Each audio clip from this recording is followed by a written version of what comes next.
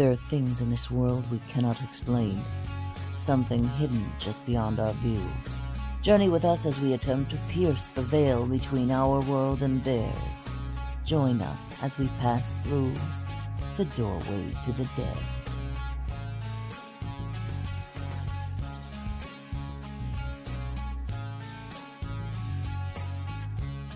Join us at WLFE-DB.com for upcoming shows and so much more.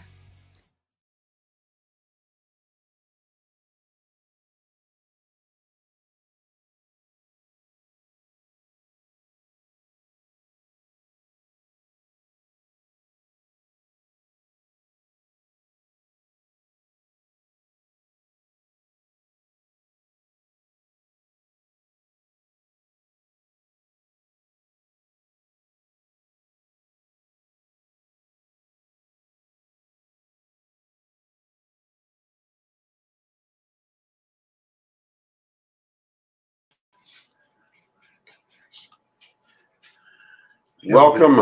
It is Sunday, February 20th, 6:02 p.m. I am Dave. This is Jim. We are one half of Keystone State Paranormal Society, and this is Doorway to the Dead. We want to thank everybody for joining. Hello, Theo, Tracy, Hetty, Jack, and Jenny. We're going to be bringing a guest in just a second. He is an author, weatherman, right? Or, well, is that his official title? A meteorologist? Right, he's a meteorologist. And we can't tell you who he works for, but it's not your local radio station or your local TV station. Right. Hello, Joanne. And let's say very accomplished author with a both number of books, and the books have won several awards. His current book is on the Amazon bestseller list. Yes, it is. I think it was just released last week. And though he's been a guest on our show before, in the old format, we did not have the visual here, so this will be the first time I actually see him. So without further ado, Facebook user, welcome in, Tracy. Without further ado, let us bring in our guest, Mr. Rob Gutro. Hey, there Rob. he is. How are you, Rob? Nice to see you. You too. It's nice to see you for the first time, actually. We want to thank you for taking some time out of what I'm sure is a busy schedule with, your normal day-to-day job, as we call it, and your bestseller list new book that just came out. So thanks for spending some time with us. Yeah, well, thanks for having me back. I appreciate it. And Dave, I have a bunch. Dave will post up a bunch of your contact information, and we'll get into where they can get your books and all that. And also on the show tonight, we're going to confirm an event we have coming up this shortly with you at the Hoover House. So that'll be interesting.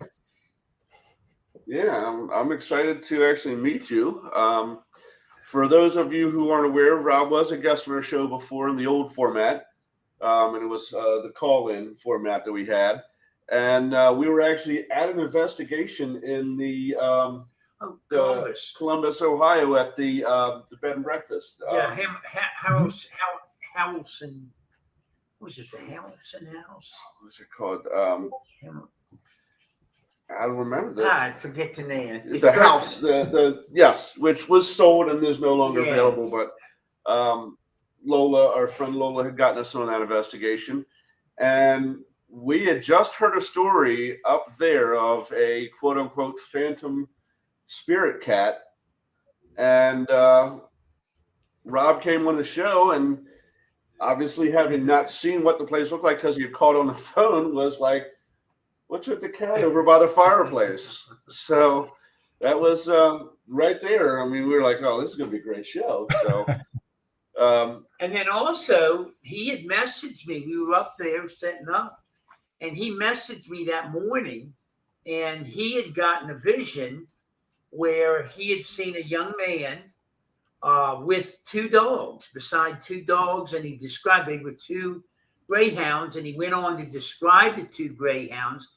and Rob didn't know my background or, my story, anything about my personal life. And to fill it in, I had lost a son at 4 months to SIDS. And my wife and I had adopted 2 greyhounds as sort of like, they were recovery. They helped us. We had all this love for this new child, and suddenly the child's gone. So these greyhounds were wonderful healers for my wife and I. And we had since lost them.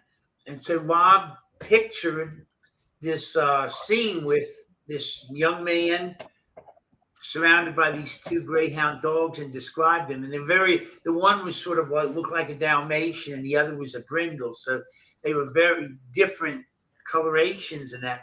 And he described the animals in that. And since then, my son has come through several times. He gives me a hug a lot of times over at the Hoover House. And he is, as you saw him, that a young man in his probably mid-20s, sort of thin, tall. And that's the way we have since seen him. But that just blew me away when you sit there and describe that. So that was a really neat introduction. And Thank you.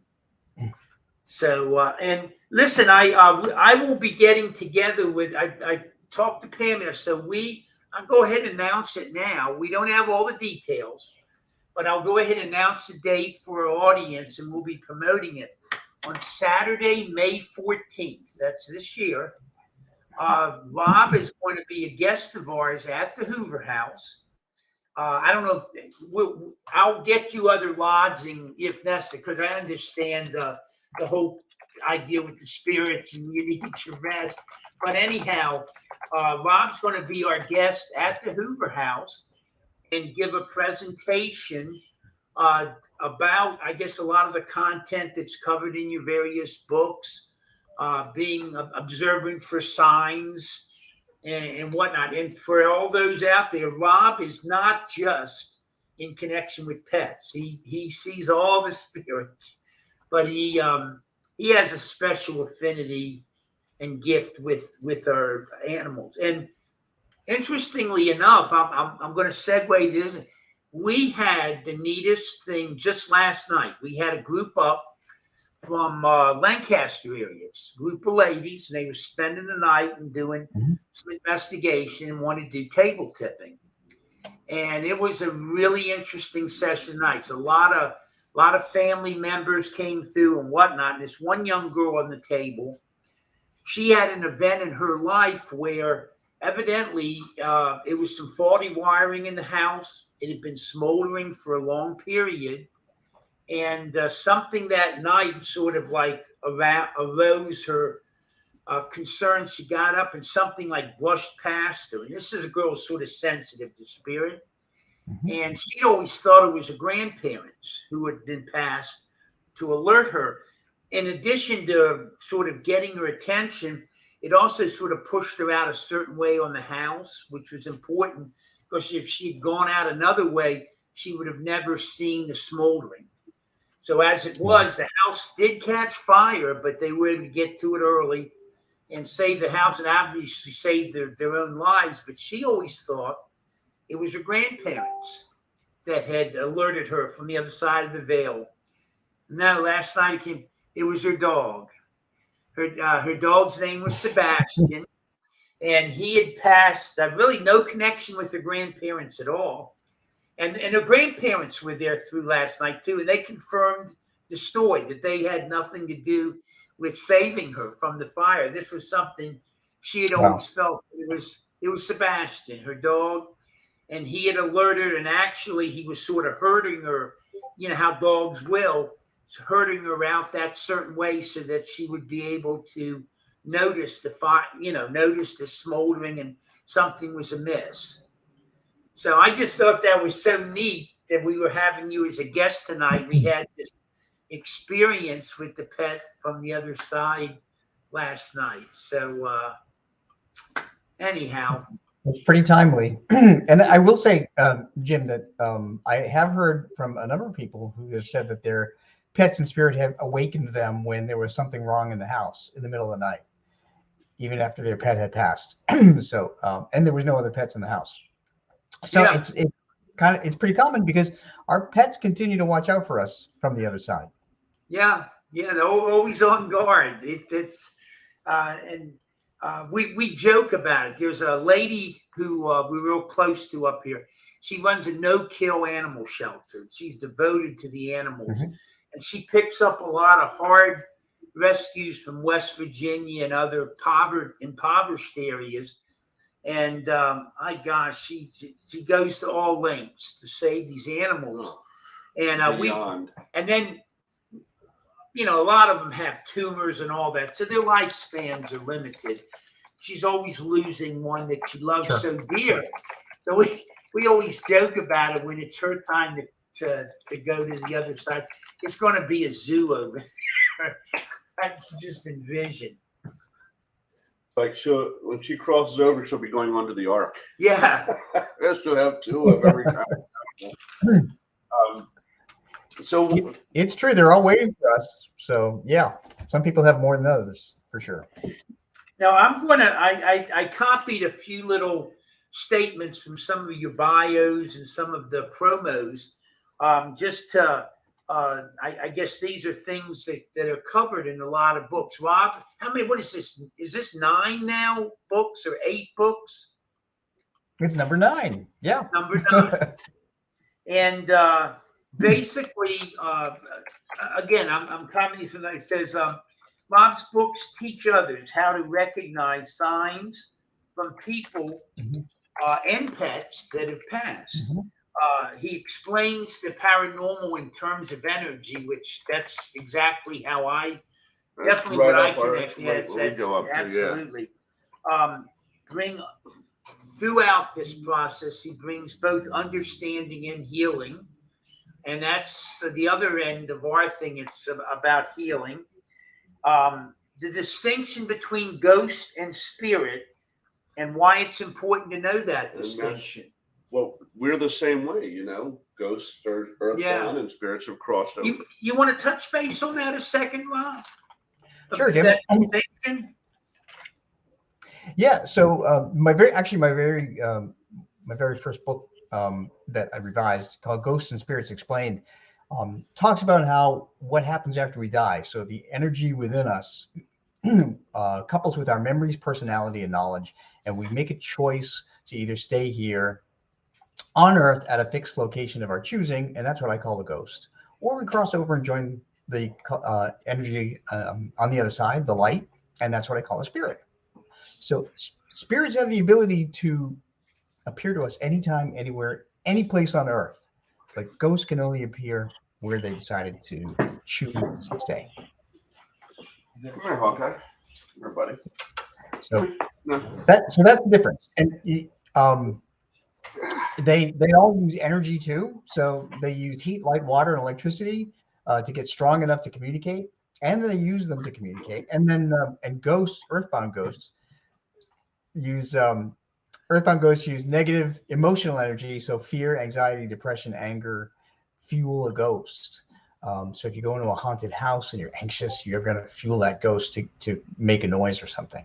But spirits rely on love, faith, and hope. He froze. Yes, he did. Froze up on us. I love your canine companion. Thank you. Who's your canine companion there? That's we one of actually have 2 here. The one that was up here, his name is Hawkeye. We rescued him actually from Juniata. It's hard to say neighborhood in that area because everybody lives in a cabin on the river, and your quote unquote neighbor may be 2.5 football fields away from you. But in their quote unquote neighborhood, there was a guy whose wife left him because he was a horrible drunk, and she didn't take the dogs, and he decided they reminded him of her, and he didn't want them, so he tried to shoot them. One dog took a round in the snout, but survived, and my friend's sister took that one. This one got away, and we took him. The other one that we have down here is a little fat chihuahua that's back here behind me.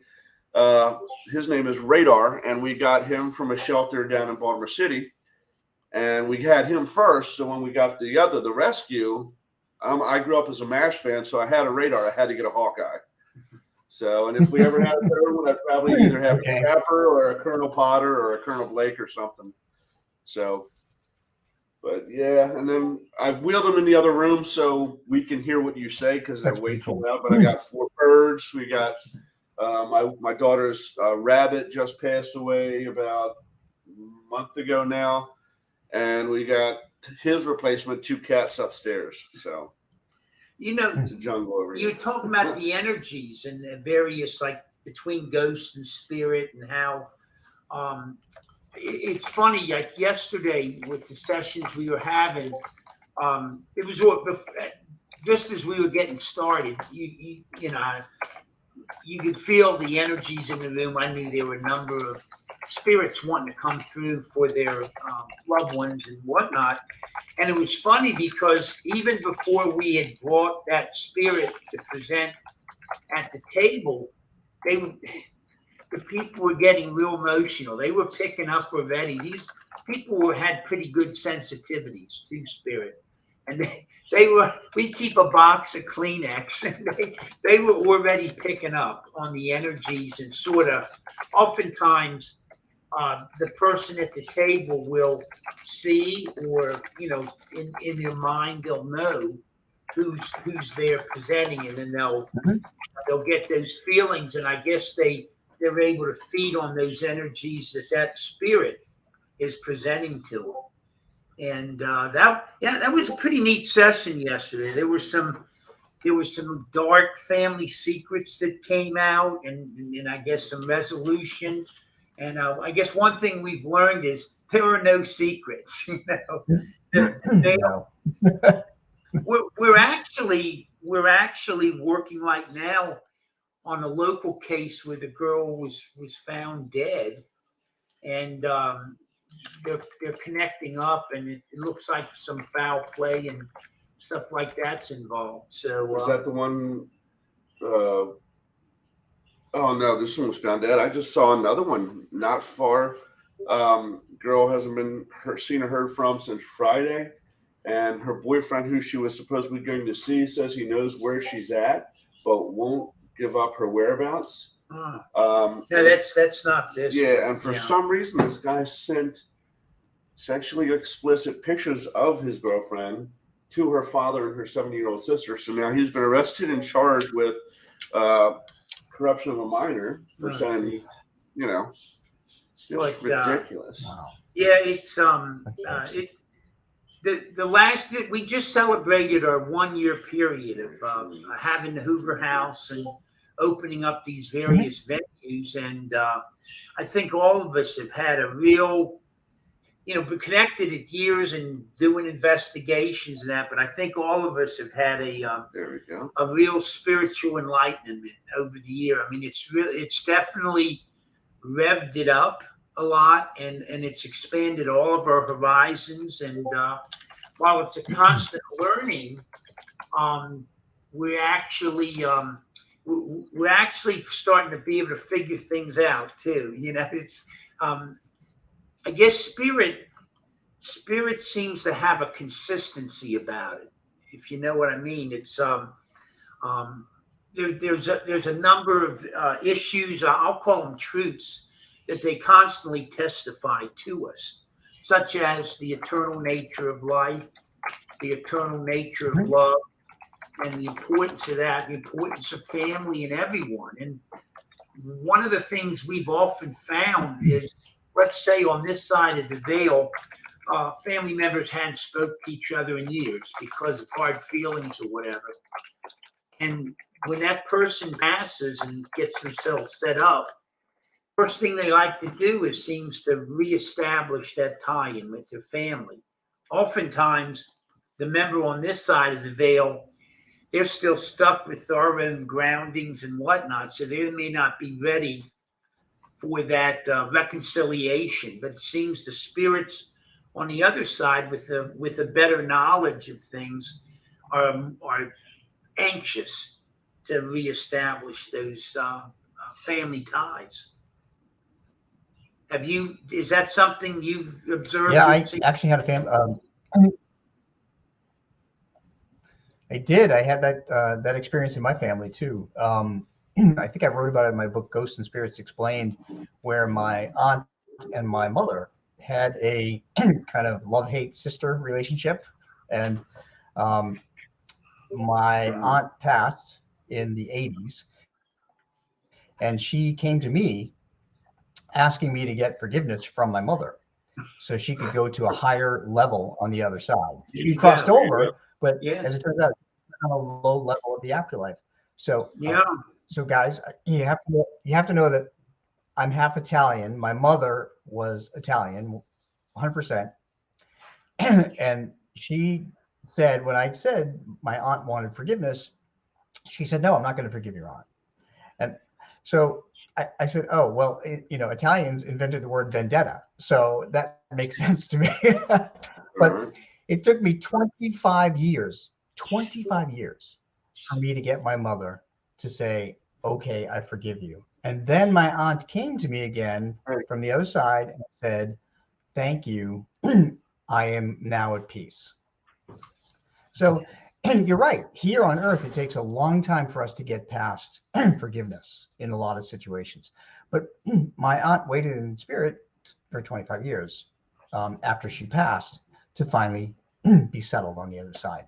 So, it's not it's not anything against my mom, but there's a lot of bad things that my aunt did to my mother. Sure. And we, as humans, we just have to work our way through them. So. Yeah, one of our guests last night, there was something that had gone down in the family, and it was her grandmother, and she wanted her granddaughter to be able to forgive and accept, move on. And she was being perfectly honest with her. She goes, "No, I have a better understanding. It helped break the tension, I guess." But she, just in being honest about it, she said, I'm not really at that point where I can just let it all go. But it was interesting. Her grandmother was able to, I guess, plead her case, if that's the right thing. So it did provide her some more understanding to what had happened, maybe why it had happened. So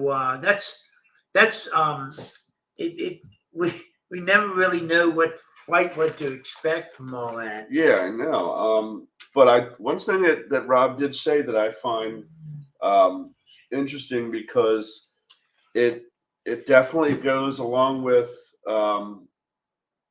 various religions, where even though you've crossed over and you've become spirit and you're one with whatever deity or God you believe in, whatever that religion may be, that you still have work you can do even from the other side to get more enlightened and move up that energy spectrum, so to speak. You know what I mean? I've heard that quite a lot, especially from I don't want to say zealots, because that sounds like such a nasty thing, but overtly religious people that I know, that they're like, it's not enough that I live a certain way on this plane. Once I cross over, there's still things I'll have to do to improve myself on the other side. I'm glad you mentioned that. That was another. If anything, spirit oftentimes teaches us, I guess, to view various things reflecting on our lives in this sphere in a different way, and I guess sensitizes us and educates us to some issues. A really neat thing that happened last night. There was a young girl in her mid-20s at the table, and evidently she had grown up as a Jehovah's Witness in that group. And evidently there's certain beliefs in the way they conduct their lives that was a real issue. And this loved one of hers, who was a grandmother, had passed through, and there was a lot of real sensitive difficulties and stuff. And you could really just from connecting with the spirit, you could see the sensitivity on the part of the grandmother, how she dealt with this. I mean, ultimately, this girl left the church, Religion, right? Left the church as, but it was neat the way they relayed to one another, and you could have a better understanding. And one of the things that was particularly tender is, I guess they don't celebrate birthdays. And I don't think they celebrate holidays like Christmas either. Really? Yes.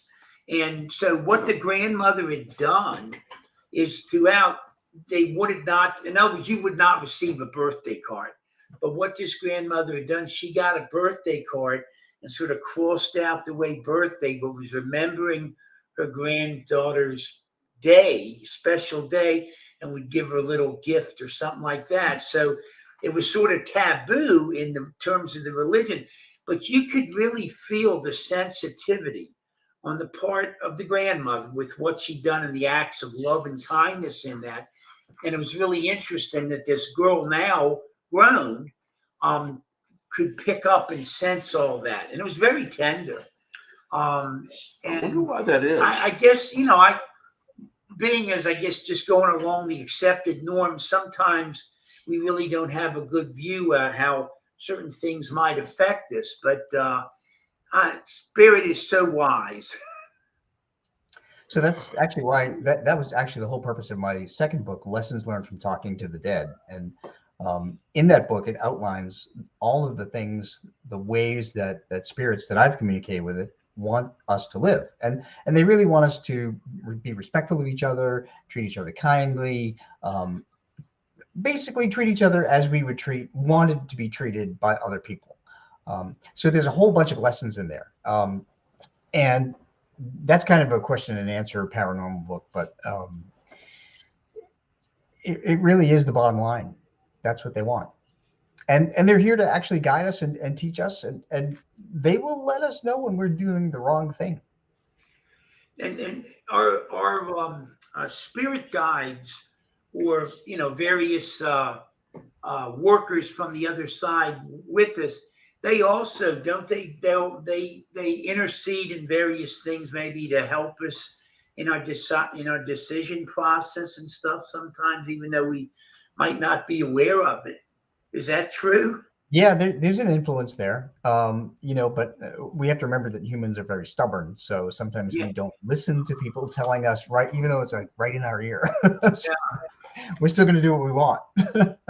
We actually had a situation where the one lady, she has a teenage daughter who was not there last night, and she had COVID, and as a result of the COVID, she has had some ongoing issues with her heart. No, she recovered from COVID, but what is now presented is sort of some very irregular arrhythmias and some situations. And so a spirit guide presented yesterday and was actually giving her advice toward, I guess, from a medical point of view and what was going on. I felt very uneasy about that, because we're not about to give medical advice, Yeah. But I mean, it wasn't us doing that. It was just, and it was practical. What was coming forth was practical. It was more or less like stay the course and given a timeline when they might be fortunate to see an improvement in things. And so I felt comfortable with what advice was coming out, but that was a new one for me. It was a little uneasy because I said, we're not about to be altering because she follows that, something goes wrong, and that's your fault, But sure. It's a liability issue. I tell you, I have gained so much respect over the last couple. Not that I didn't have it to beginning with, but all the psychic mediums or people with the various gifts. First off, and I always pronounce, you're very unselfish. Yes. I mean, I know from a fact how much spirit takes a little out of me each time. And so, I find myself oftentimes a kind of reluctance to engage with spirit. When I do, though, spirit's always very kind and beneficial to me, but I find a little unwillingness at times. But so there is a toll to all this. There is a cost. And on the other hand, I know you guys do it with love and respect, and it's all about this healing and helping us in our life's journeys. And as a group, I mean, I've just met so many wonderful, gifted, giving individuals involved in that, and I wouldn't take your task for anything, but God bless you guys for having that. God's given those with that gift, and that they're willing to engage it on behalf of us, because a lot of people, it really is a very unselfish, loving act to expose yourself to that. And I guess a lot of times things arise and it's not black and white. I guess with you said you've had this gift since being a young boy, correct? Mm-hmm. Yeah. And with experience comes a lot of wisdom and a lot of practical background. So I guess certain situations you may have dealt with many times in the past. Yeah, so, well, you mentioned the medical situation, and so I deal with the medical aspect of spirit all the time, especially with pets, because one of the ways that pets come through to me to confirm their identity is they make me feel what they felt before they passed. Okay. So, I felt cancer and heart problems and arthritis, and I'm sitting here typing and I get aches and pains. I'll get an ache in my right elbow, and I know that's their right front leg, and I have to identify it that way.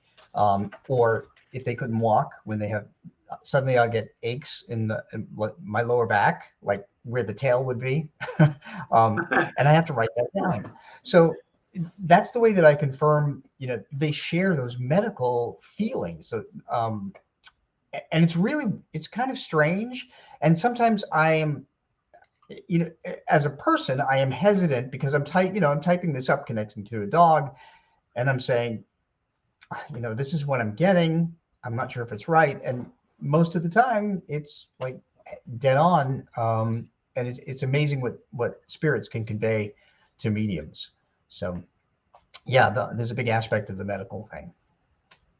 Now, and I know, am I correct in this assumption? We found oftentimes that I guess because of their innocence, like the pets, the animals, when their transition over is a much rapid process than us. Is that true? Or I know all cases are individual, but it just seems like oftentimes an animal might have to be put down or something like that by its owner, and sometimes within a couple days, the owner's telling me stories about that they heard the particular bark or whatever of their former pet, it's around them and stuff, and it's sort of already in the process. Is there truth in that? Yes. So generally, I have found that about 98% of all animals just go right into the light. They cross over pretty quickly. In terms of pets, there's an additional reason why they do that, and that is because the spirits of our loved ones, humans, are on the other side, calling them over. Even other pets that preceded them, connected to your family, are going to be waiting there in the light. The effect of crossing over fast that humans don't really get is that animals can sense energy much better than people can sense energy. And animals know when, they know when you're happy, they know when you're sad, they can sense good energy. Well, when the light opens for them, for their spirit to cross over, there's nothing but love and peace and acceptance. So they go to it because they can sense it's a really good place to go. Humans, on the other hand, because we tend to be stubborn, we have to think about it. So it might take us a little longer, but that's why pets cross over a lot faster. So, that's cool. Yeah. So, yeah, I mean, that's just been very impressed on me when we actually pretty frequently tie into a pet, or a pet comes forward. I think I'd mentioned to you, we've had oftentimes, a lot of times it'll be a pet from someone's past that comes forward to sort of start the process that night. In other words, the main event might be a reunion of a child to their parent that, they've lost a child, but sometimes the first at the table would basically say, "Hey, is a former pet that they were so close to," and it just sort of sets the stage. That, or we get a lot of people who didn't have human children, but they have their pet children that have passed, and I miss them so much. I don't know if I can go get another dog. I love animals, but I just feel like I would be betraying the one that just passed. And a lot of times we'll get it where they'll come through and be like, no, you have too much love to give. There are too many pets that on your side that need it. Go. I'm it almost like giving the okay to be replaced on our side. I don't know if, I like recently, I guess we've heard in the news some of these barbarous studies that they've subjected animals to just horrors. With I know Dr. Fauci had that one where I guess the poor dogs were literally being eaten alive by, sand fleas or something like that. They get the scenario, and when I see like those animals sacrificed in that manner, in such a barbarous way, not that they're directly connected to anyone, but is there some kind of cosmic resource to that? Or, I mean, what? I don't know. That just really bothers me so much that they'll breed these animals just to study on them, and the studies that they're conducting are really barbaric in how the animal itself is living. Yeah, I don't know. I mean, I don't know that you've necessarily had any connection to that, or if any animals come forward to you and that's been involved with something like that. I just wonder, because like you said, they are so much love and light and an innocence, and to be subjected to such a cruel death. Yeah, so I have a lot of things to tell you about that. First of all, before we come here in spirit, we know what's going to happen to us. So we either choose this mission or we don't. So the ones that chose to come knew that they were going to not have a good life, but they knew that it would serve a purpose for betterment of something, as horrible as it may be. And that's the way that everybody should understand what they are dealing with in life, is that, before we came here, we knew what we were going to go through, as horrible as it may be. But we chose to do that because in some way it would help someone else. It would give somebody either inspiration, or it would help them come through things. I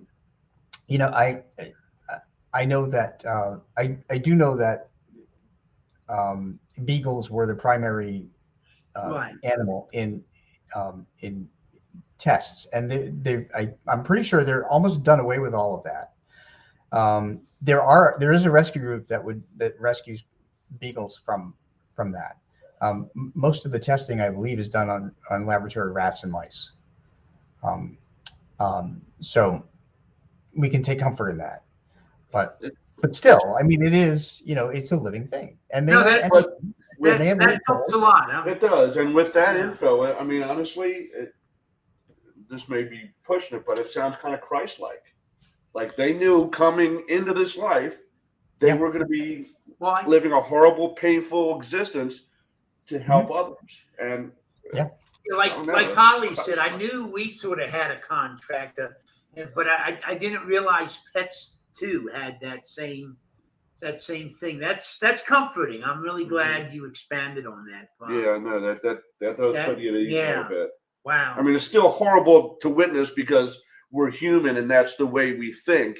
On this side, we just can't help but see this atrocity and it sickens us. But with that kind of knowledge, it does take the sting off a little bit, you know. Where I went to college at. So, and I've worked. My husband working. Oh, sorry. It's okay. Yeah, no, we lost you. It froze up for just a second. When I was going to college, we had one of our professors that was not very well liked. He was involved with all kinds of experimentation, various types.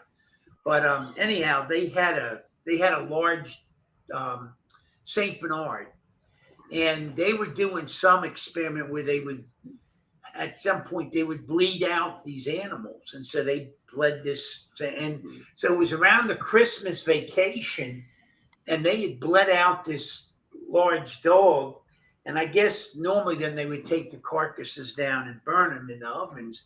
And I guess the grad students there would say, I think we're getting out of here for Christmas. So as a joke, they took the dog and they hooked him up to an IV with like saline or some fluid, and they left.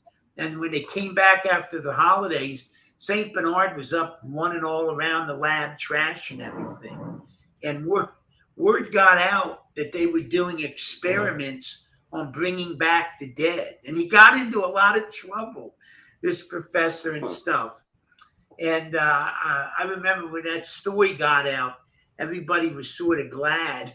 It was sort of like karma, you know, coming back on this professor. But yeah, that was bizarre. That is bizarre that you think, like, how does I guess, saline keep well, from no, bleeding out, the spleen, the spleen, just like in a human, the spleen can absorb, over half your blood volume. So as long as they put the fluid in to regain it, the dog's blood supply was probably restored in short order. Now, I'm not saying there wasn't damage done, to organs or whatever, but in other words, it was sort of done as a joke, but it went backwards.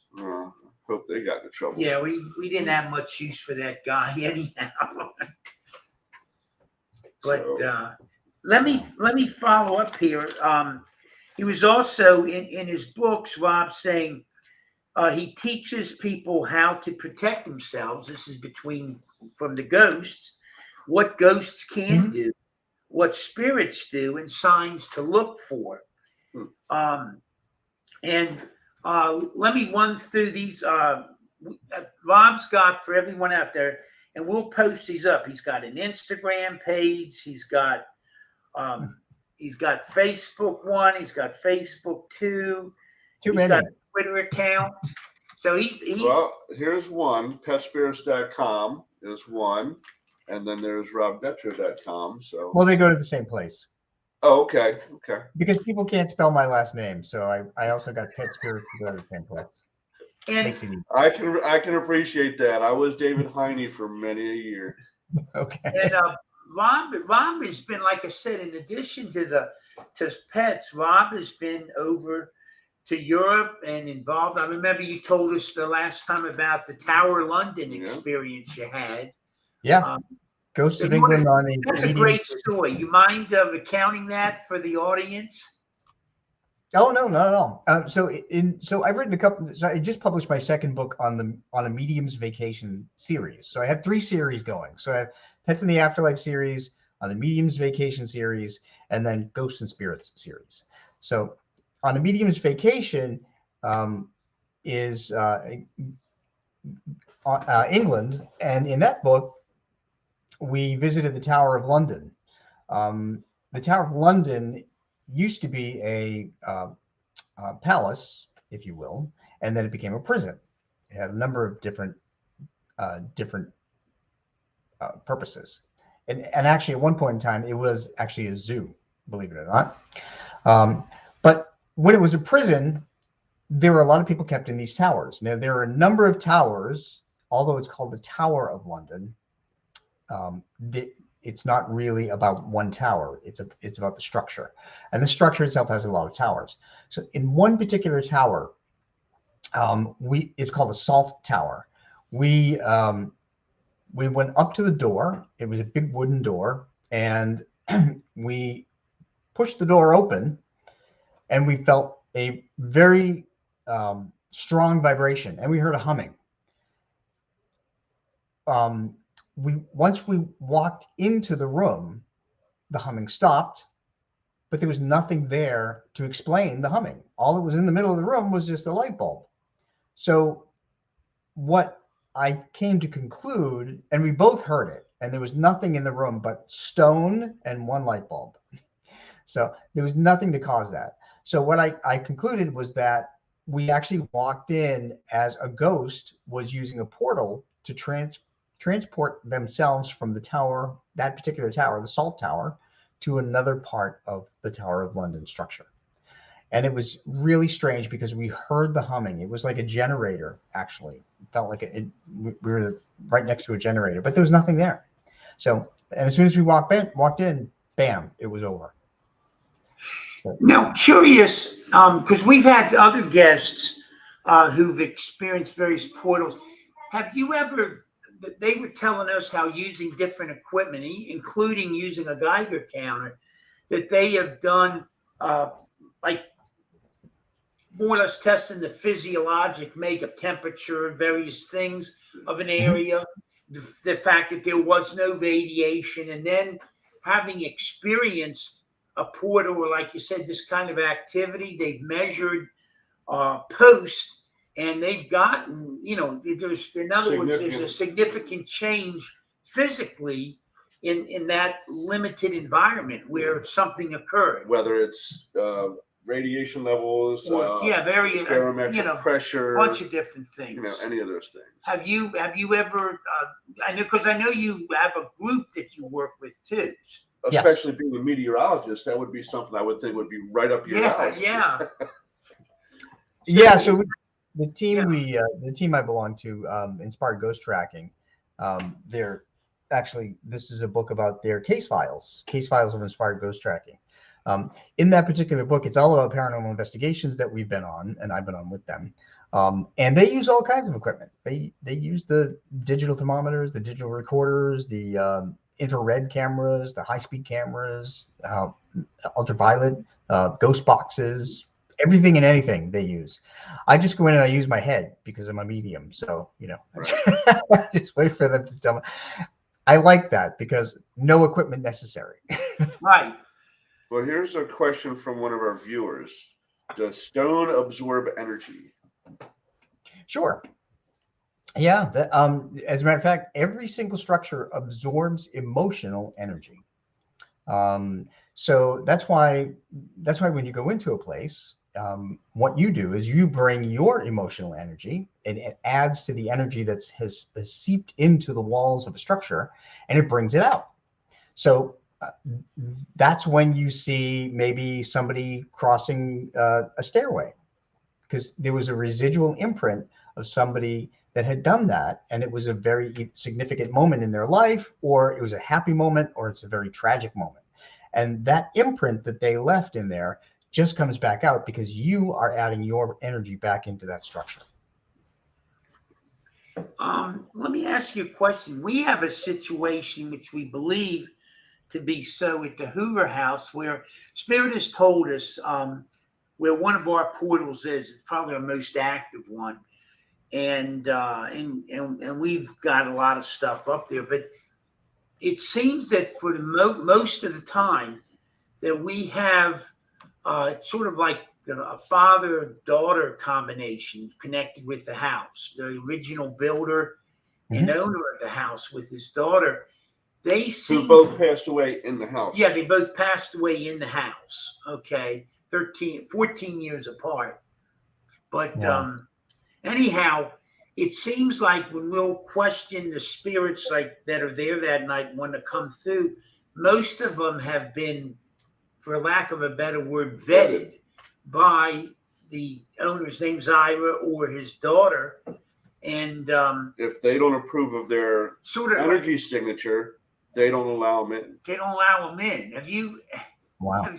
Is that? And they've actually come and told us that it's not only to preserve the positive energy of their home, but to protect us as well, because we've bought their home. They like what we're doing. They like our energy, and they want us to succeed and make their home. And we're not really talking necessarily here about something that's evil or very wrong. Sometimes it's just that bringing that energy through to the table is too traumatic to someone at the table. And it's not meant to be, like you said, this is supposed to be healing and uniting. And it's not meant to be dividing or upsetting. So sometimes that blockage has happened not because to spare you, just right to the person's not ready at that time to receive that spirit. And we even had in the past we had somebody who had a table with an energy, and they wanted to know, bring it to the house to see if we could find out what that energy was, who that spirit was, and we're getting nothing. And finally we flipped over to one of our regular tables.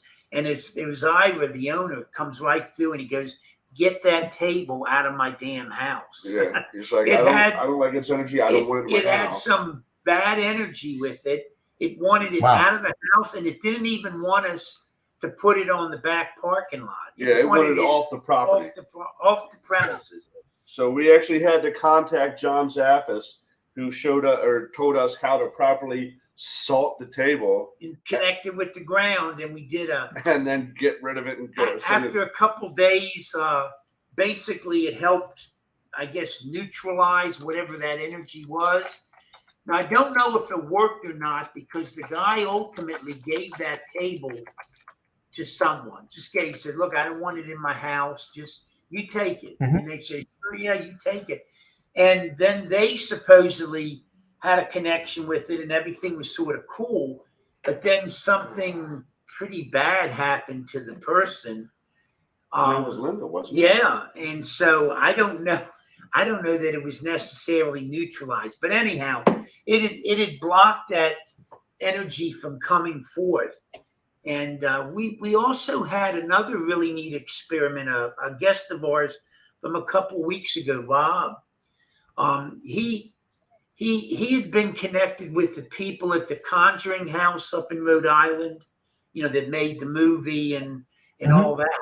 And he was some really interesting stories about that. And there's a very strong deceiving energy connected about all of that. And I'll be willing to say, probably for the first time in the over 2 decades I've been in this field, that's probably the first time I'm willing to say an evil energy. Yeah, I mean, it's very questionable. It's like I said, it's definitely deceiving. And he was relating this a lot of personal experience. And so he had told us in advance, I don't know if I've been able to clear this energy. I mean, it still may be attached to me. I've been working on it. Should I not show up? And my partner in all of this, Steve, he had a very clear message that he was to come. So he said, "No, you're supposed to come down here. Come down." Yeah. So when he did, Steve had a severe heart attack years ago. He actually died 3 times. They hit him with the paddle so many times, they burn a hole in his back. But so that's his connection to the other side. So sometimes they speak to him. But anyhow, as we were going to do a session, you could see on Steve's face and this other guy, like they said, "Break, get off the table right away." And it was this, I guess it was something from this attachment trying to come through, and they knew the danger, and we got off right away. And then it was just a matter of but 2 or 3 minutes when a strong positive energy produced itself. And I knew, now I picked right up on that. And he identified himself with the name Invictus, and basically reassured this individual that this energy's gone. It will not be bothering you. And so basically saying, I took care of it. I took care of it. but with the warning that he, Just nor never go back to I, the house. nor Steve, we should never, ever set foot on that property up in Rhode Island. But it And, wound up, this was his spirit guide. yeah, it was a spirit guide that came forward. A And very apparently it strong, was a pretty high level energy that when it came through, it wasn't like, look, I've kept it at bay or I've gotten it unattached. He came through and it was like, it's gone. and Took care of it. He's out. anyhow, the neat story is advanced forward like 2 months, and from that night, things just started turning around, really positive for this individual. Business ventures. They have a booming new, now. but yeah, just everything really turned around. So I guess the proof in the pudding, but it was really, that was so impressive. I actually documented. And you could that see on night. his face the relief of knowing that this thing was gone. And it, if you're somebody who's not in our field and doesn't really believe or is maybe skeptical, no, you could tell in this guy's face, he was just like, wow. It just, you could see he just felt so much lighter.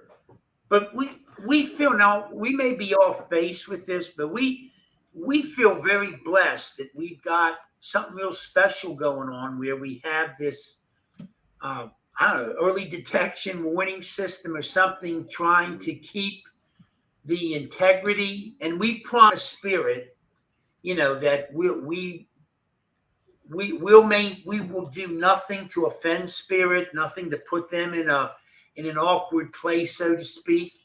And also, sort of like a symbiotic relationship. They also, we found, they rely on us too, truthfulness and whatnot. I mean, I guess it only works if both of us are honest enough forward with each other. And it's very humbling on a personal level that they trust us to that extent. I think I'm really interested when you come into the Hoover House to see how you pick up on our I don't know why I haven't bothered till now to look up what Invictus means. Invictus in Latin means unconquerable. Unconquerable, yeah. So no wonder it came through and was like, yeah, that dude's gone. He's out of here. Don't worry about him anymore. That was a very unique experience. We've had some spirit guides and whatever present, but nothing like that, and nothing so quickly. And I'm sort of, I can sense negative energies, but I'm sort of oblivious to them, where I could get broadsided by them because I key much stronger with the high vibrations. All right. Well, Bob's probably going, that guy's crazy. No, I'm not. all right. Well, it's halfway through the show, so we're going to take our one commercial break, and then we'll come back and we can get into some of the personally, I don't know about you, but I'd like to know some of the experiences that prompted you to write the books you wrote, because each one has its own meaning, each one has its own inspiration. So we'll go ahead and step away for commercial, and we'll be right back.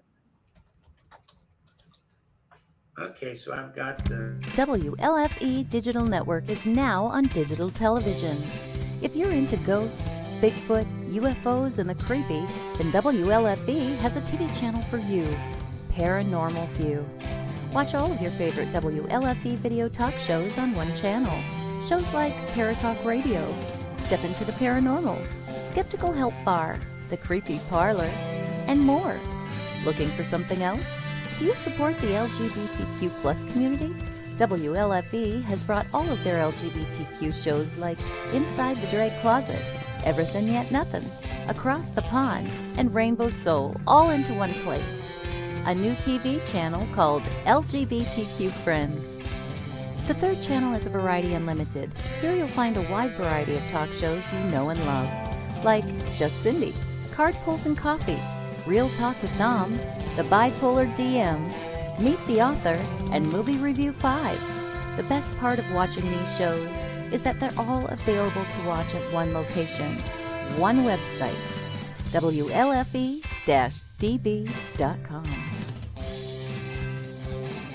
You are listening to WLFE-dbradio.com, where our shows are your shows. Listen to the WLFE-DB podcast, available on Spreaker, Spotify, and iHeartRadio. Check out shows like Paratalk Radio, Inside the Drag Closet, and Step into the Paranormal. Now, on to your favorite podcast app.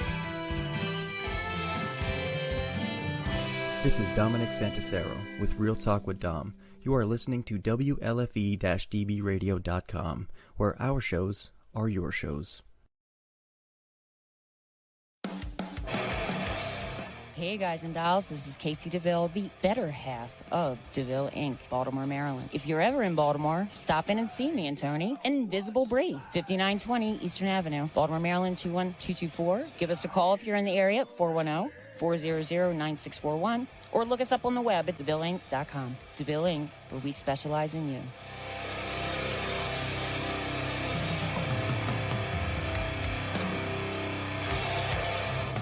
Oh, yeah. Life just got sweeter now that WLFE-DB has merchandise. Show your support by purchasing your t-shirts for WLFE, Paratalk Radio, Inside the Drag Closet, and more. But it doesn't stop there. T-shirts, coffee mugs, tanks, buttons, cloth bags, and more. Go to WLFE-DB.com. On the top bar, click on the merchandise tab and bam, there you go. You got merch. Support the shows. WLFE-DB.com. You're listening to WLFE DB Radio. Now, back to our program.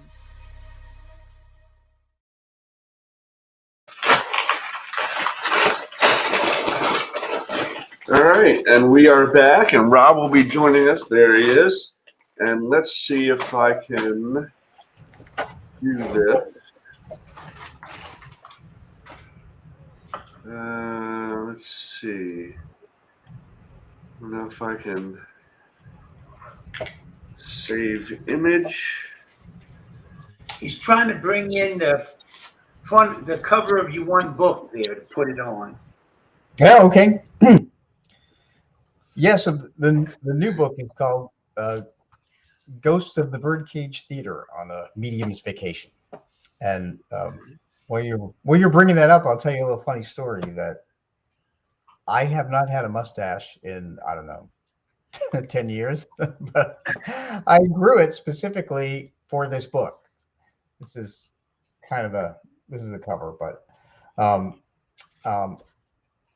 so back in 1993, when I saw the movie Tombstone, I developed a curiosity about Wyatt Earp and Doc Holliday. And over the course of the last, I don't know, 10 or 20 years, I traveled around the country to every place that Wyatt Earp and Doc Holliday lived. And I cataloged stuff, and I wrote all of this stuff down. I was hoping to write a book about Wyatt Earp, but there are so many books about Wyatt Earp, there's no need for another one. So, instead, I finally put some of that to use. Tombstone is one of the places Wyatt Earp lived. There we go. And, Screen 2. okay. I'm sorry, go ahead. Continue. I'm just sharing that. But yeah, so it's on Amazon. So anyway, I've been to Tombstone. I went to Tombstone in 1994, and when I went, I decided to go. I went with a friend, and we decided to make it a more fun trip. We would dress up as Wyatt Earp and Doc Holliday, and that's the way we toured Tombstone for the very first time. So when we did that, we took pictures all over the place, and on the cover of the book, that is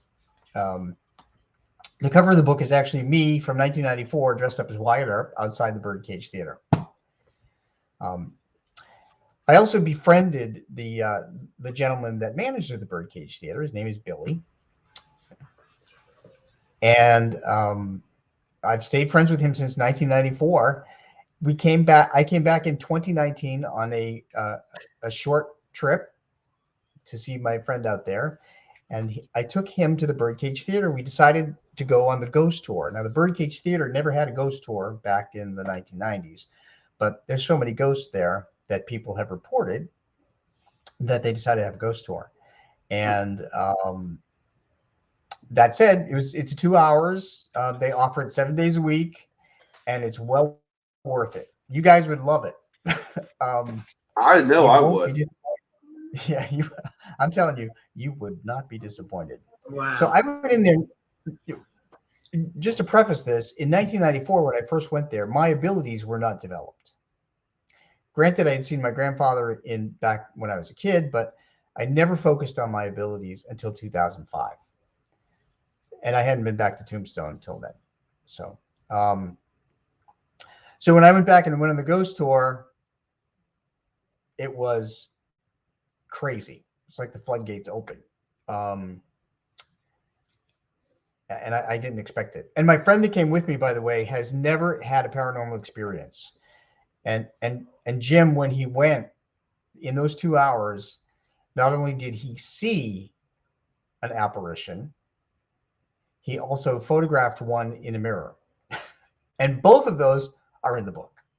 I had to sketch the one that he saw, because I saw it too briefly, right after he said, "Who is that?" And we thought it was actually somebody in the group, but it wasn't. Everybody was seated. So we knew it was a ghost. So he's in the book as well. But I ran into 11 ghosts in there, and they were all, the tour guide, the docent, confirmed every single one of them. Every single one of them has been confirmed or reported by somebody else on a previous tour or something, or the employees. And of course, I didn't know any of that, but that was really cool. So for the ones that I saw that I could remember in detail, I actually did sketches of them. I like to sketch. So I'll hold up a picture right here to the camera. You can probably see this. This is my sketch of being shot against the wall.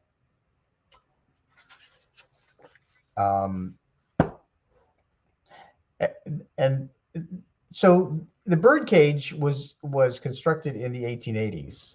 Jim, I think you're muted. Yeah, there we go. Okay. Dave has injured his arm at work, and so he's actually. I'm going to take us home. He's actually, the hospital is like half a mile from here, so he's actually going up to the emergency. Oh no! As we speak, yeah, He's done something to himself. It just really hurts for him to be down. So that's cool. We'll you and I'll take it in. Holy cow! Okay. Always excitement. Yeah, there's always something, isn't there? So I can give you a little bit of a history of the birdcage. Yeah, because it's kind of interesting. I mean, so I'll jump back to the town of Tombstone hasn't always been there. It was formed. It was developed in the 1870s. So there was a silver miner in the desert of Arizona who was looking for silver. He was looking for a silver strike, and he went up to a fort. I think it's Fort Hachaka. I'm not sure if I'm pronouncing that correctly, but he told the soldiers what he was doing out there in the desert, and they said the only thing you're going to find out here is your tombstone. So when he struck the first silver lode, he named the mine Tombstone. From then on, everybody streamed into the Tombstone area because they wanted a piece of the mine. So so they built up a town around it, and as it turned out, it was extremely busy, and it got very populated very fast. They even had tent cities outside of the city. They couldn't build stuff fast enough, and it became very, very well known. But there was a lot of bad people that also went after things, with guns, of course, and there was a lot of deaths. I understand that the death rate was higher there than like in modern cities like New Orleans. So it was pretty bad. So there's a lot of dead people who were murdered there. And some of them were murdered in the Birdcage Theater. So the Birdcage Theater opened in the early 1880s, and it was a place where they had live shows. They had gambling. There's prostitution. There's all kinds of things going on in the Birdcage Theater, and it was a saloon. So right there, that is a big cocktail of residual paranormal energy. You know. So, with the spirits that you were encountering, would you say most of those are residual energies, or were some of them there by choice? 90% were intelligent haunts. They were there by choice. Wow. Which was unbelievable. I mean, yeah. The big residual energy that I encountered was we heard a bunch of people, what sounded like a bunch of people sitting in front of the stage, waiting for a show to begin. That's what we heard, and there was nobody else in the place. So the Birdcage Theater has become a museum. Of course, became a museum a long time ago, and so it's filled with artifacts from the 1880s. And during the ghost tour, they take you into the lobby, then they take you into what was the theater seating area, and then you go behind the stage, behind the curtain, and then you go downstairs where all the gambling used to take place. And then there's these what's called cribs there, where the prostitutes used to do their work. So, and that's the tour. And then they come back and they sit you behind the stage for an hour, turn up all the lights, and then you can ask questions, to whatever ghosts are there, if there are any. Oh, that is really nice. I like that format. Yeah, it's a fantastic format and everybody gets something different. So when we were seated at tables backstage in the dark, it was dead quiet, no pun intended. That's when we heard what sounded like a big crowd on the other side of the curtain, on the front side of the curtain. And there was, of course, nobody there. So that we knew that, that was residual. But I had a number of ghosts, intelligent haunts, share their pain of death with me, which was really, it was kind of unnerving. I've felt pain of death before. Have you had mediums on who've talked about how they experience I don't think we've touched that. No, if you would expand on that, that's excellent. Yeah. Sure. So earlier we talked about how pets will share their feelings with me. Like I felt masses in my chest. I felt arthritis and so forth. I felt cancer, but it's very rare that I've felt shot. When I was in England, I felt a sword go right through my shoulder, and I will never forget that because it was so real that it forced me to my knees. I think I was in Hampton Court Palace when that happened. That's in the Ghost of England book. But Birdcage Theater, oh man, there were quite a number of shootings in the Birdcage Theater. I think there are still 140 something bullet holes in the structure. Like you can see them in the ceiling when you walk in, and you can see them in different parts of what's now the museum, in the walls. So, you really get a feel when they say the Wild West. Man, that's the center of it. Right. I've got to get your book and read about it. It's fantastic. I've only once, I think, experienced something similar to what we were doing a table tipping session, and it was one of our neighbors near the Hoover house, and he was there with his girlfriend, and there were two strong female spirits vying to get through to communicate with his girlfriend. And the one finally came forward, and evidently they had shared a secret in high school, and she wanted to make sure it was still a secret. The funniest thing is when they come through on that kind of session, it's no longer a secret. Everybody knows what the heck it was about. But we assured him, yeah, it's still a secret. But anyhow, the real horror in this, all of a sudden, I felt myself like ripped in two, my midsection, just like I was, like somebody grabbed one side, somebody got and just pulled me apart. And I screamed. I mean, it just like, I almost felt like it had been cut in half. And I screamed and jumped up from the table, and I was done. I mean, I never got back on the table. It took a couple hours for the pain to subside. As it turned out, just about 10 days earlier, we had a horrible accident on Interstate 81 where the car coming down the one way had lost control, going through the median strip, had flipped, and this individual had been thrown out of the car into the oncoming traffic and was actually hit by a couple trucks and just literally put to pieces, and it was her.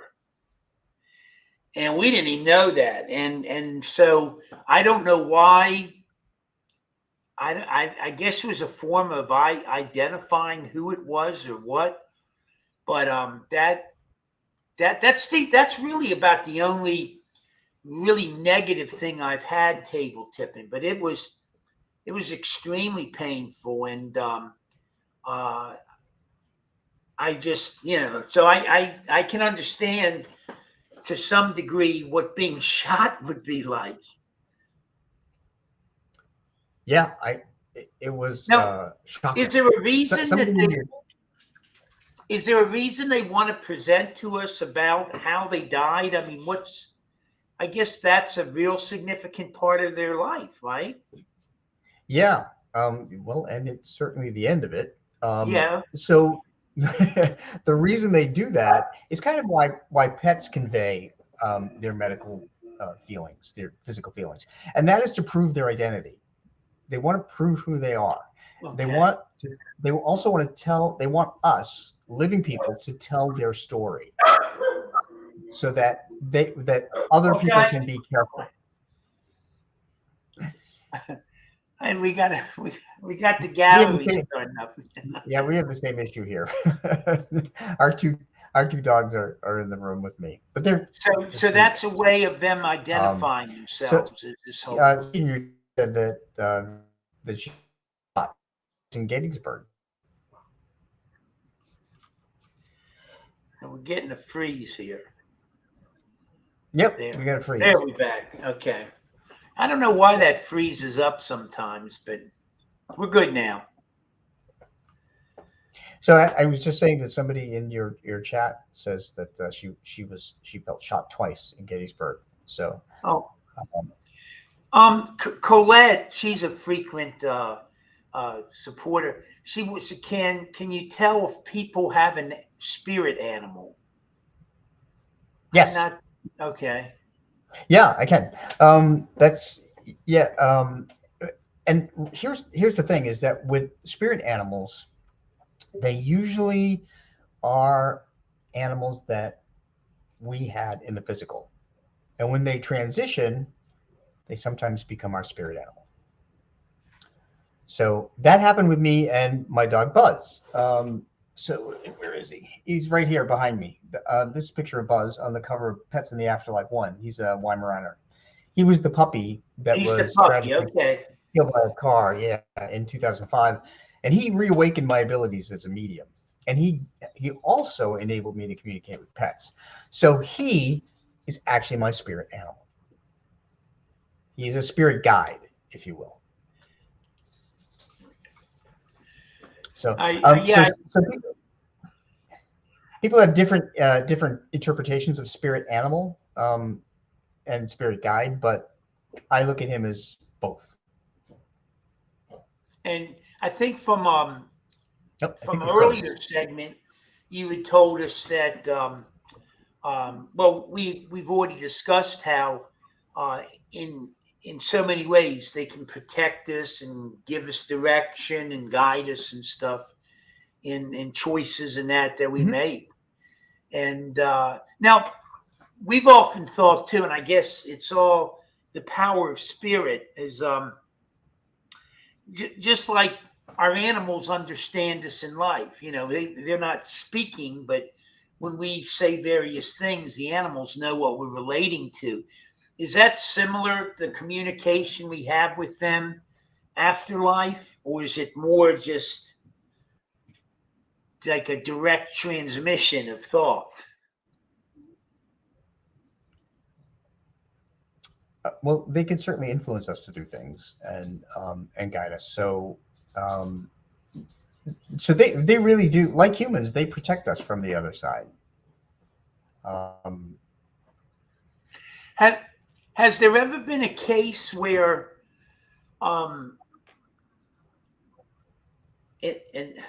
well, I guess that sort of defies the nature of them as spirit. I was going to ask if there's ever been a case where an animal spirit has negatively projected on someone to this side or caused problems or issues. But I guess that's sort of in direct conflict with what they're all about, wouldn't it? I don't does that question make sense? Yeah, it does, but that would be kind of making them into a human. Yes. Really. Exactly. So, yes. Yeah. Anthropomorphizing them. So what basically all animals are pure of heart until man corrupts them. And it's only man that can corrupt them. But people, on the other hand, are different.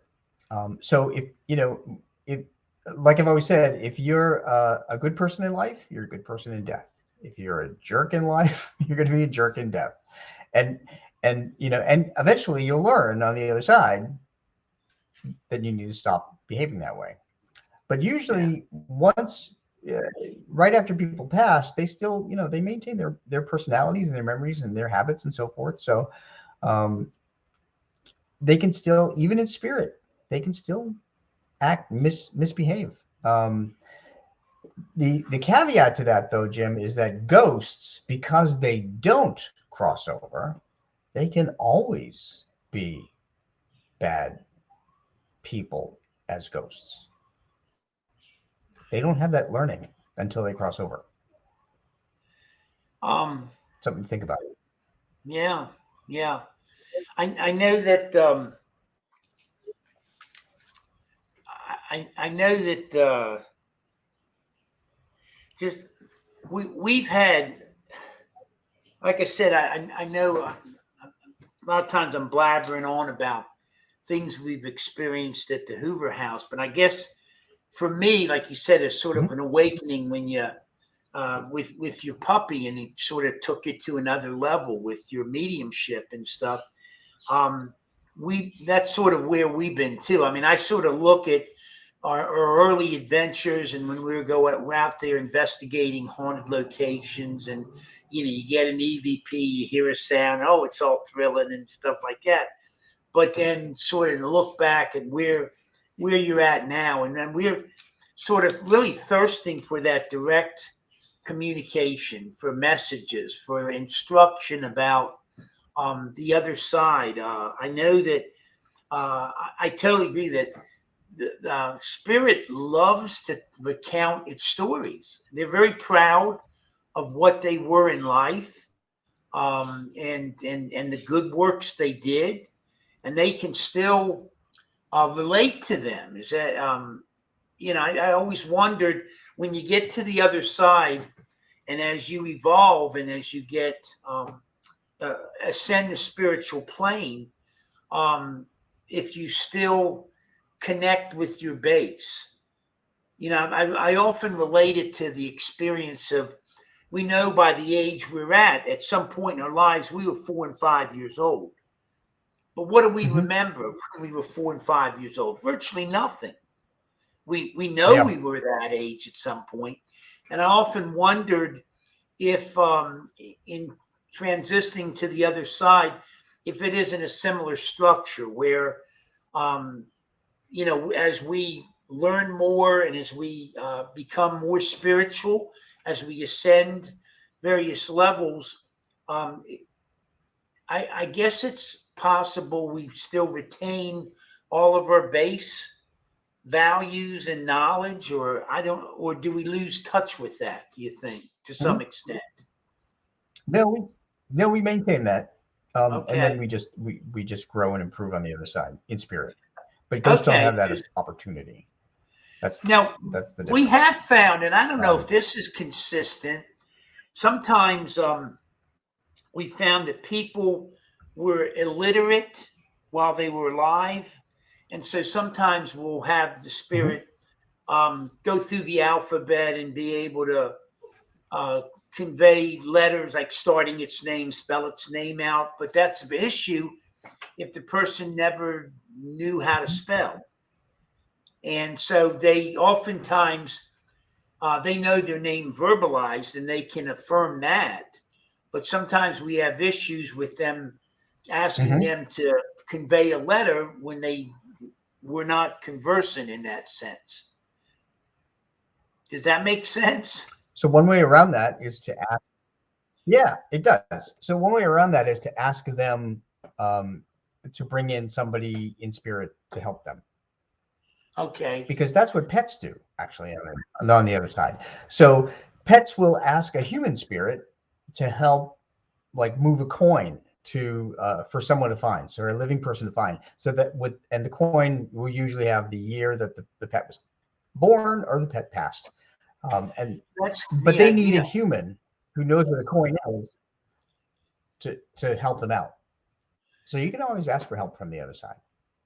What we've done some, I don't know if you've ever heard of this, probably have, but we have had a few cases where someone has passed and they're looking for someone on the other side and they can't find them. So sometimes they seem to come through every single session just for a brief period, just because they sort of want to know that we're looking for that individual. And so what we've adopted here lately, we'll get into some of those harmonic resonances where they use the bowls and those sounds, and we'll sort of use it as a homing beacon. We'll just play it on a tape, and the table will do a slow, like, circular motion, just, like it's biding time. And sometimes that could be like 15, 20 minutes or so. And then when it seems to, trigger in or get the person, bring them back, then that action stops. And oftentimes the person is now there and we're able to join this couple or whatever. Have you ever heard of anything like that before or tried something like that?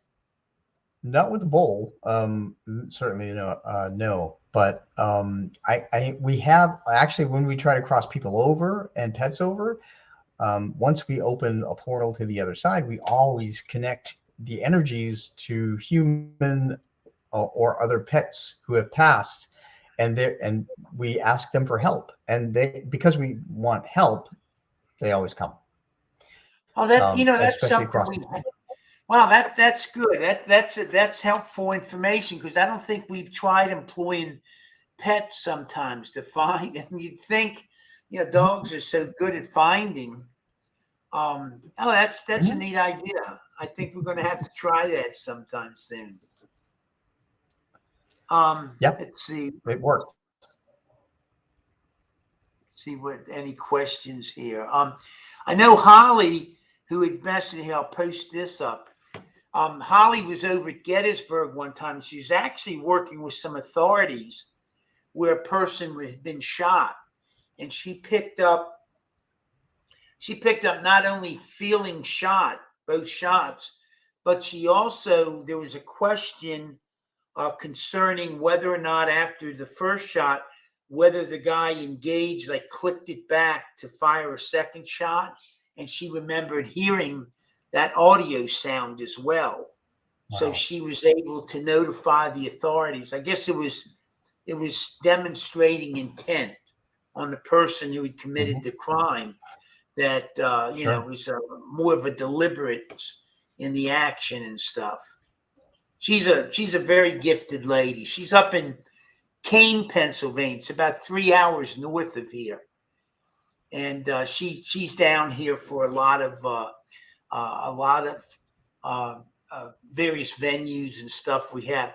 So for this May 14th, like I said, I'm going to get together with Pam.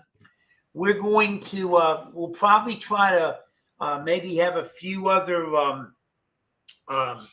individuals involved, sort of like more of a little open house, and we'll sort of keynote you as a presenter and sort of build a luncheon in and all that. So it'll be a nice, relaxed atmosphere, and we've really had some good success with the community. They've really embraced this, which has been awesome. It's really nice. I think you'll have a really good time. I do, and you'll pick up on the flavor up here. We're already connecting with quite a few of the spirits in town, and there's some very interesting. Our little town was actually on Hitler's list to be bombed. If he had ever had the bombers that could get over the United States, this town was sanctioned for bombing by the German Luftwaffe, because we had a company in town that in that period was responsible for like half of the refrigeration units in the United States. So it crippled that entire industry. And they were putting the refrigeration units on the battleships and aircraft carriers and all that. So you can see where knocking that out would have been real key. So I have here, I'm going to read, like we said, Rob's latest book was Ghosts of the Birdcage Theater on a Medium's Vacation. And I think I'm going to pick that up through. That sounds really fun. I love the Old West. Then I think one of your first one was Pets in the Afterlife, and he's had I think 3 editions of that. Is that correct? I have. This is number 1 behind me.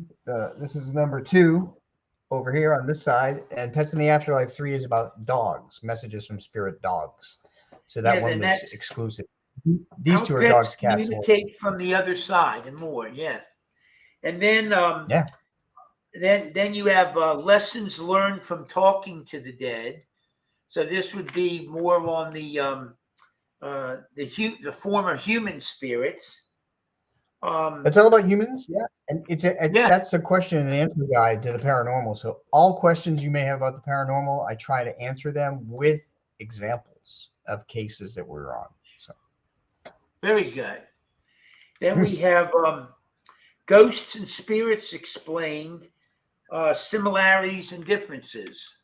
So again, we just touched on it topically, but it's a real critical difference here. I really I try to avoid ghosts. We always refer to our energies as spirits, and I think they like that as a form of respect. Then we have Encounters. So Jim, that book that you just mentioned. Yeah, go. The Ghosts and Spirits book you just mentioned has a couple of really cool stories that people will relate to. One of them is when I lived in a haunted house when I went back to college for a 3rd time, and I didn't know it was haunted. And the other one is how my dad, after he passed, helped prove that he was at his own funeral and his own wake, and he helped me prove it to my mother and my brothers. So that's a fascinating story for anyone who's lost a loved one and lived in a haunted house. Those are just 2 examples of stories in there, but a lot more. Now, when that happened, I'm assuming you saw your father at his funeral. Or did you see your I did. father at his funeral? Can I did. ask Yeah. where did he present? Because I've heard from that Mary Ann Wisniewski. I think she was the technical advisor for that one CBS ghost show years ago. Mhm. I talked to her, I met and her. she's a neat lady, really neat lady. Yeah. Yeah. And she had told me, and again, I don't know if this is consistent. I've not seen any of my friends or associates at their funerals, but she said oftentimes the person presented sort of at the foot of the coffin from where they were lying, except nowadays. That's where my dad was. Okay. Except she said nowadays, people will do tributes, these little filming tributes that'll show, significant periods in a person's life, and it's on a continuous loop. So she says nowadays they often seem looking at the highlights on that continuous loop. Yeah, I believe that. I will tell you that my mother was at her own wake and funeral too, and this is actually kind of funny. You'll get a kick out of this. My mother I mentioned she was Italian. She was very meticulous about her appearance. Even when she was 85 years old, she always had makeup on every day. She always did her hair. She had lipstick on all the time, even to go put the garbage out. She didn't want to be seen without it.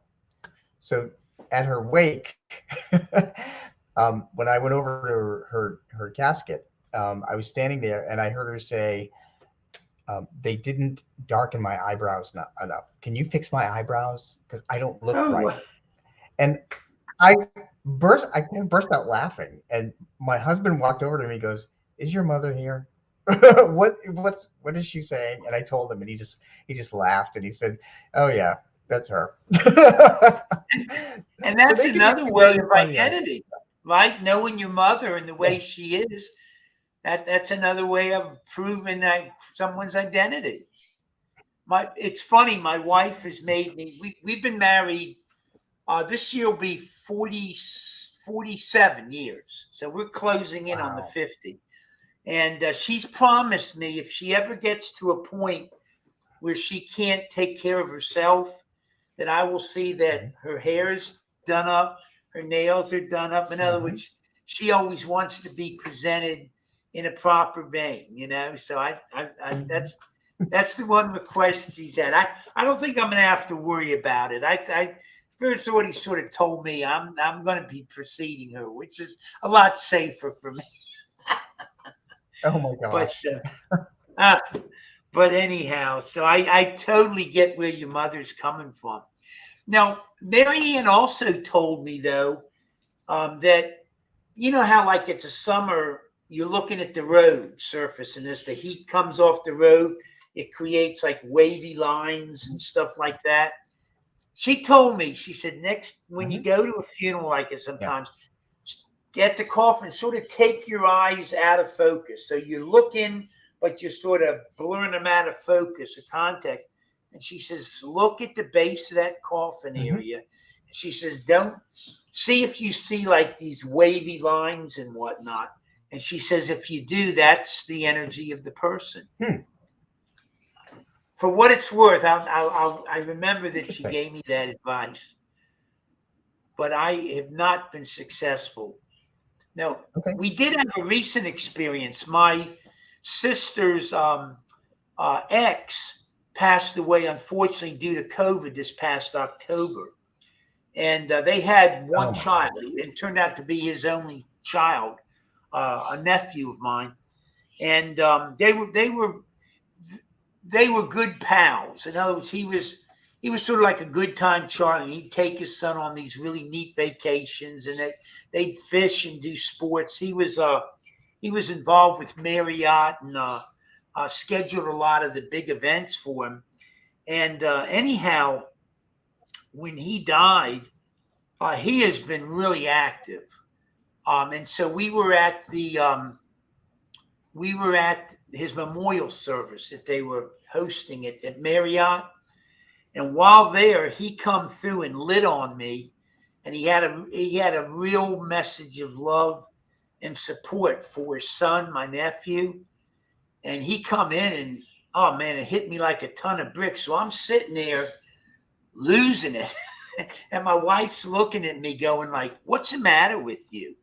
And I said, I'm trying to hold it together. And she says, you're doing a lousy job. And anyhow, he'd given me this message that then I did relay to my sister, and she was able in the proper moment to give her son. It was a message of support, and he left his son in very good position financially. So he's had his own challenges, but from basically the message was that he could do better influence for his son from the other side than he could here, because he had kidney disease, and his kidneys he had a transplant already, and it was coming to an end. So his overall health would have been greatly diminished, and there's not a lot he could have done for his son if he'd stayed here in mortality. So and we knew while he was in the hospital and while things were up in the air, sort of really felt dialed in, like decisions were being made, whether or not he would come back or whether he'd just go on. Yeah. And basically what he wanted to say was why he had chose to go on. And it was really out of love and for his son and all that. And he wanted to make sure his son knew that. So you can imagine how that busts you up. Oh yeah. Very emotional. Wow. Like I said, I have the most profound respect for you guys, for what you do, because I said, I'm just this clod out there getting hit on, and sometimes I don't fully understand. I'm just trying to put things in motion. I'm just learning how to ground myself properly. Yeah, that's important. That's something all you guys can you offer up some suggestions for sure. proper grounding and all that, because I'm certainly all ears. Yeah, sure. We have to do it all the time, actually. So we can. There are a couple of things you can say a prayer of protection. It doesn't have to be a religious prayer. It could just be calling on nature to send you energy and protect you. You can use different kinds of crystals or rocks and so forth that have different energies. I would encourage you to look them up, like the ones you're wearing. Yep. What we do sometimes too is, before we go on a paranormal investigation, knowing that there's ghosts in a house, is that we will hold on to a tree, and then we will ground ourselves to the tree, and the energy from the earth will help protect us. So those are different ways. And usually after a session, like after your table tipping sessions, you might want to have a piece of chocolate, because that elevates your endorphin levels and also makes you feel good, protects the body with positive energy. Yeah, that's sort of weird. Sometimes, generally when we cross someone over, that takes a lot of energy. And so I generally feel the effects of that the next day. Sometimes with yesterday night, when it's sort of more healing and connecting and all that, not so much. I feel pretty good today for such a long session. But we actually crossed a victim of the Holocaust once. And you talk about starting from a position of absolute darkness. I mean, there was no perception of any love, light, energies, anything. And it took about 2 hours. And we actually called on some angels and that to help us, so that the person could start to pick up and see some positive energies. And we were able to do it. It was, boy, that took me back a couple days to get over that one. That was, that was rough. But it takes a lot. Yeah. Like I said, I'm learning. And then someone told me, water is a good vehicle for, and so they said sometimes maybe after especially if we have something like that, maybe to take a shower. Yep, we do that too. Yeah. So generally I'm so tired that all I want to do is go to bed. So I'm going to have to force myself in the shower. Well, just have somebody hose you down outside. Yeah. You know, whatever works. Oh, my. I will tell you though, as a medium, because we read energy and we read emotion and so forth, even the pets, when I do pet readings every weekend, and I can sit here and I can get choked up and I can be crying because of the love that they feel for their pet parent. And, and it's a good thing I do it by myself. That's why I don't do readings over the phone. Right. And I don't do readings in person. It takes a lot out of me. Yeah. Just like you said, it just wipes me out. Yeah. No, I definitely get it. And I know everybody has their own tried and true formula that they've adjusted to their specifics over the years. I know several times we've had Lori Johnson on. I don't know how she does it. She'll do cold readings, and sometimes we'll just take like a 20-minute break. But I'm like, how in the heck can you do that? I don't even know how she begins to do that. So I totally get it. That's like I said, we work. I just very thankful for the gifts you guys have, because it just does wonders for people, and it really, especially the last couple of years with everything going on. I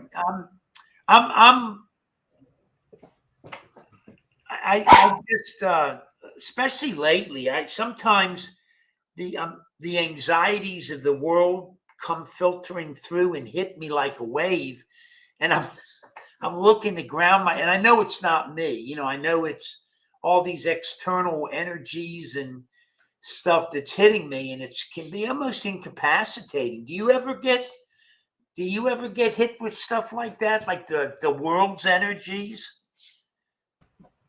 I try to, not really. I try to focus on who I'm trying to connect to, and I try to shut the rest of the world out. See, that's what I got to learn. I got to learn how to do that. I'm trying.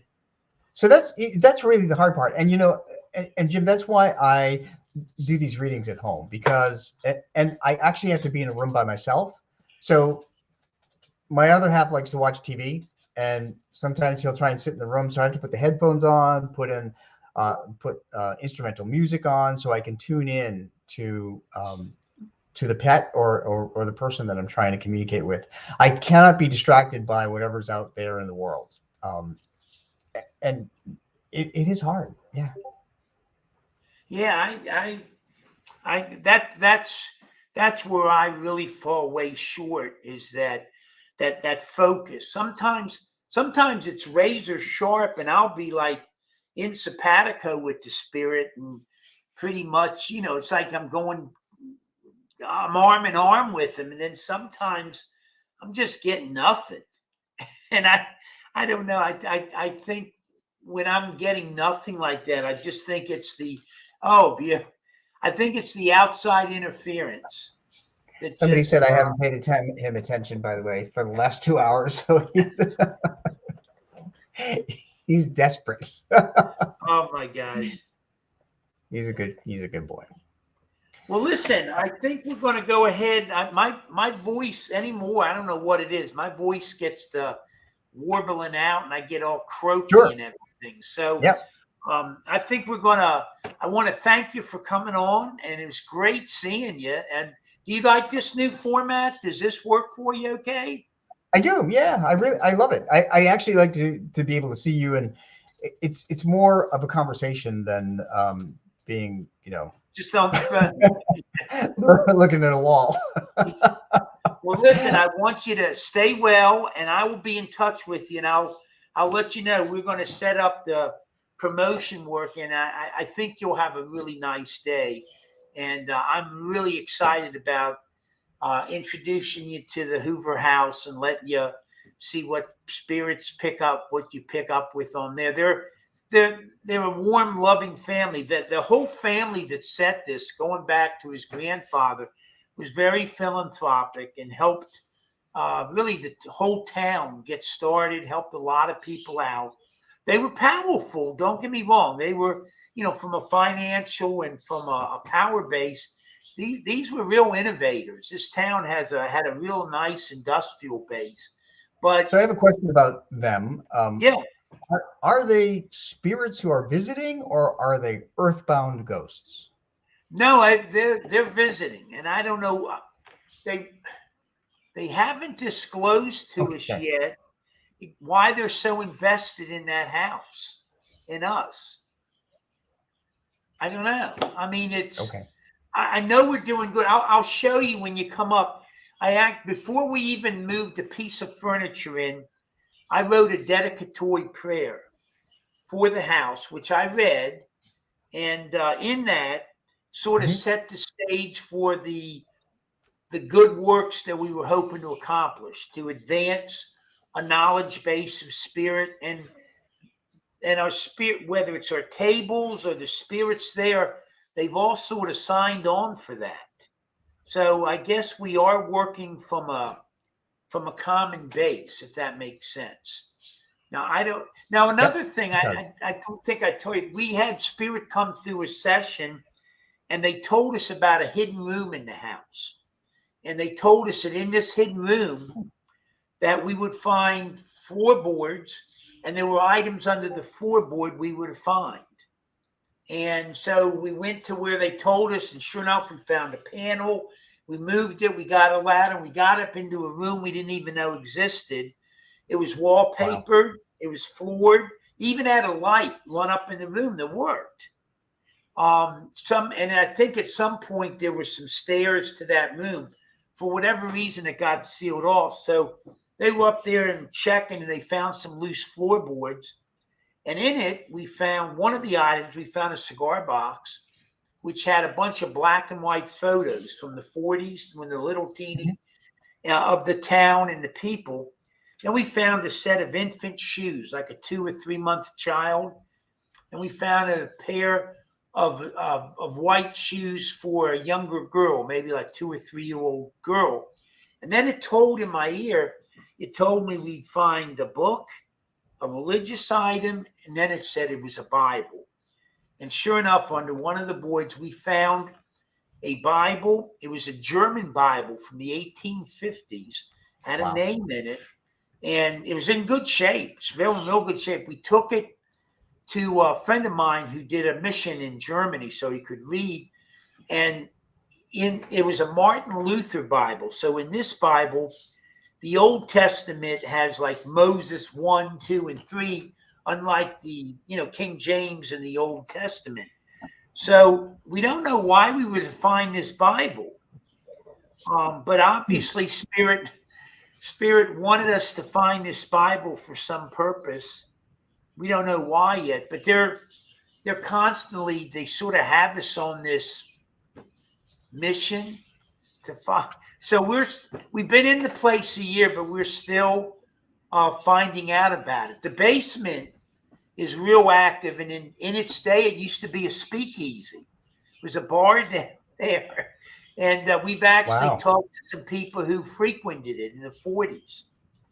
So it was a nursing home for several years, and occasionally we get some of the old residents that were there come through, from the other side. Mm-hmm. And then it was an upscale restaurant several times in its history. So it's had a lot going on over the years, and now it's a bed and breakfast. So, wow. That's a whole lot of energy in that house.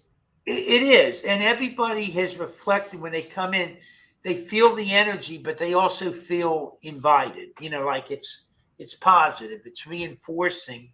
And like I said, we can put you up somewhere else, or if you come in and feel at home, we have had spirit present to some of our guests, but we've never had anybody who's had an unpleasant night, as a result. Like the daughter of the house, Eleanor, she had a housekeeper, a little black lady was there, who actually was there when she died. She dropped dead of a heart attack, and she got to her. She's still in the house. And so Okay. one of our friends, the lady Holly, who was talking about being shot, she woke up one morning and the lady was at her bedside and she goes, Holly says, "What do you want?" She goes, "I'm just checking on you, hon." And then she disappeared. So it's that kind of encounter. Okay. So, well, listen. I have slept in a haunted hotel before. Well, we'll see if, like I said, we'll put you up in a nice place. If you feel comfortable there, fine. If you feel awkward, we'll get you somewhere else. I totally understand. It's perfectly fine. I appreciate everything that you do for me and the opportunity to join you again tonight. Yeah, this will be fun. This will really be a learning experience for all of us, and I think something we can all enjoy. So, listen, I wish you and your significant other well. Stay healthy, and looks like we're finally getting a break on this. We'll see. But stay well, and thank you for coming on tonight. Always a pleasure to see you. And we'll be putting out information on our site where they can get in touch and where to get your books and everything else. Sorry, Dave said to send his apologies, how he had to run to the hospital. But so I hope he's okay. Yeah, I don't know. My son-in-law has a history of always getting injured. It's just, hopefully it's nothing. I think it's probably a ligament. He's probably strained or pulled or something like that. So, well, you have a wonderful week ahead, sir. And thanks again for everything, Rob. Good seeing you again. Thank you. Good night, everybody. Care. So that was Rob. I'm telling you, guy is amazing. He's very skillful, and his books are an easy read. They're very inexpensive. I mean, they're a good read too. A lot of really good information in there. So check them out. If you go on, and that's Rob Gutro, Gutro, and I think I'm definitely getting the Ghost of the Birdcage Theater. That sounds really interesting. Want to thank you all. Keep in tune. We'll have a lot of things coming up. It looks like we're making progress on getting access to the Tollgate House. And hopefully by April, that will be in the group with the Hoover House. So everybody have a wonderful week and take care. And we'll see you in 2 weeks on our show. Good night, everyone. Doorway to the Dead.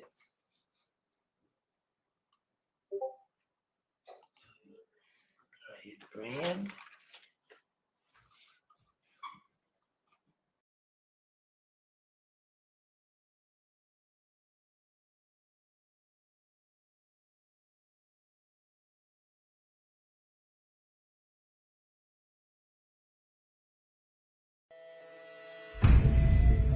Thank you for joining Dave and Jim on Doorway to the Dead. Catch us next week right here at 8 p.m. every Thursday as we open the door to paranormal discussion and more.